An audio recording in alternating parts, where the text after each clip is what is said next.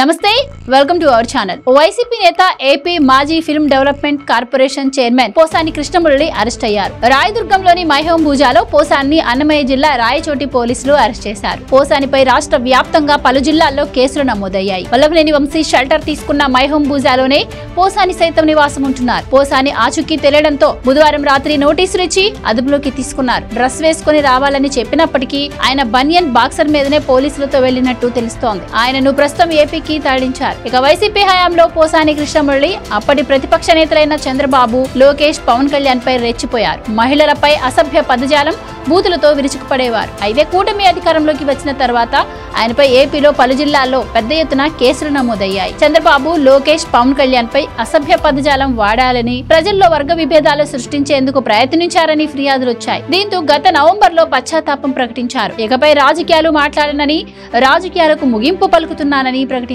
చిత్ర పరిశ్రమలలో విభేదాలు సృష్టించేలా ప్రయత్నించారని, deputy CM Janasena నేత పవన్ కళ్యాణ్ పై పోసాని అనుచిత వ్యాఖ్యలు చేశారు అంటూ జనసేనకు చెందిన జోగినేని మణి 2 రోజుల క్రితం అన్నమయ్య జిల్లా ఓబులవారిపల్లె పిఎస్ లో ఫిర్యాదు చేశారు. దీంతో పోసానిపై బిఎన్ఎస్ 196, 3532, 111 రెడ్ విత్ 35 సెక్షన్ల కింద కేసులు నమోదయ్యాయి. రాజంపేట కోర్టులో ఆయనను హాజరుపరచనున్నారు. వైసీపీ హయాంలో పోసానిని ఆ పార్టీ ప్రోత్సహించింది. తెలుగుదేశం, టీడీపీపై బూతులతో విరుచుకుపడ్డ పోసానికి అప్పట్లో ఫిల్మ్ డెవలప్మెంట్ కార్పొరేషన్ చైర్మన్ పదవిని బహుమతిగా కట్టబెట్టింది. ఆ పదవి వచ్చిన తర్వాత కూడా పోసాని నోరు అదుపులో పెట్టుకోలేదు. చెప్పలేని బూతులతో రెచ్చిపోయారు. మహిళలను కూడా వదలలేదు. పోసాని అరెస్టుతో లోకేష్ రెడ్ బుక్ లో మరో పేజీ చిరిగినట్టయింది. నెక్స్ట్ ఎవరనేది ఆసక్తిగా మారింది. ఈ లిస్ట్ లో ఆర్జీవి, శ్రీరెడ్డి, అంబటి రాంబాబు, జోగి రమేష్, పేర్ని నాని, కొడాలి నాని పేర్లు వినిపిస్తున్నాయి. ఇప్పటికే వల్లభనేని వంశీతో పాటు గతంలో టీడీపీ నేతలపై రెచ్చిపోయిన 2-3 నేతలను పోలీసులు అరెస్టు చేశారు.